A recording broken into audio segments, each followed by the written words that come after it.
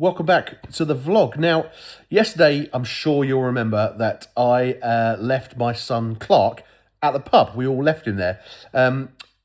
Also, welcome to all the new subscribers. We've picked up a lot of subscribers over the last 24 hours. I think based on the fact that I left my child at the pub. Now, just to clear things up, he wasn't there for very long. We went straight back and got him once we realised the mistake.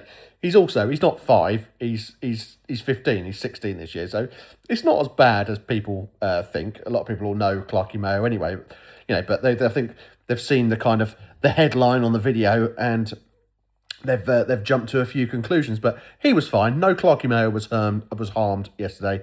He was okay. Well, he was a bit pissed off, but other than that, he was absolutely fine. So all's well that ends well. Now, I did put a vote. A lot of people have asked, because I put a vote on my Instagram stories, whose story they believed. If you saw last night's video, or yesterday's video, if you haven't, go and check it out. I do a daily vid every day. I did a poll to see whose side of the story everyone believed. And it was a resounding victory for Clarky Mayo, which I'm sure he'll be very pleased about. He feels vindicated in some way. I don't know really how. He shouldn't have gone to the toilet when he went to the toilet. He knew we were leaving. He was just being an arse. But that's kids, isn't it? And I think, but he did feel like we forgot him. I don't think we forgot him. I just assumed he'd gone with Charlie, and that was my mistake. The assumption was my mistake. Anyway, we sorted it out. So let's draw a line under it, and we will speak no further of the Clarky Mayo left in the toilet incident at the Russell Arms. So let's move on. What's happened today? What's happening right now? Mrs. May is currently winging her way home from the north. She's been up with her parents in Bolton, and she's currently coming home. So I've done a bit of a mad clean of the house to try and get it back ship shape for her inspection. I don't think it's going to be what she wants, but I've tried really, genuinely, from the bottom of my heart, I've tried really hard. I've cleaned the kitchen within an inch of its life. I've done the toilet upstairs really well.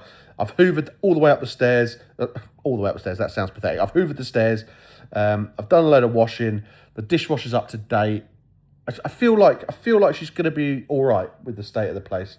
Reggie's fast asleep. He's been looked after. Dulcie's still awake, waiting for her. I'll probably cop a rollicking for that, but she wanted to stay up and see her, so I think that's okay. She's very excited to see her mum. I'm going to try and get Reggie's reaction and post it on TikTok because he has missed her so much.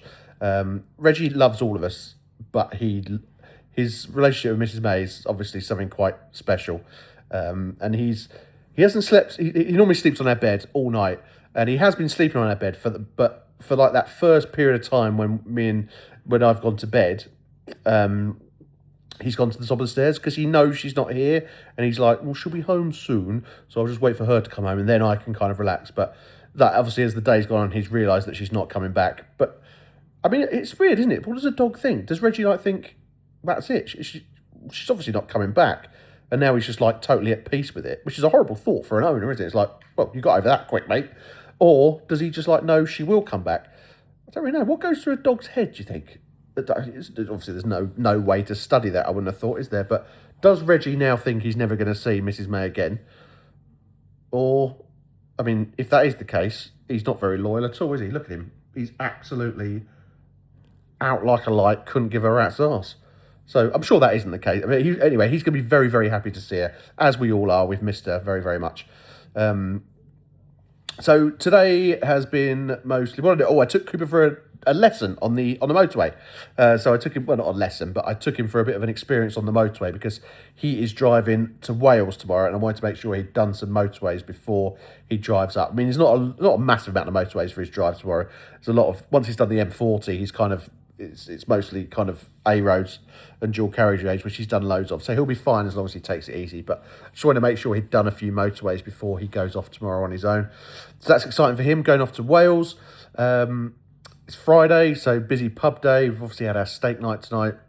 I've got to crack on with the new menu and pricing for the new menu. I'm finding it really tough to work out pricing because I want to do this bottomless 90-minute wine offering at the pub, and I'm really struggling to work out how to price it, how much to do it for. But I've chosen the wines, which is great. I'm happy with the wine choices we've got. Got a really strong red, white, Italian sparkling, and a rosé. So that I'm happy with.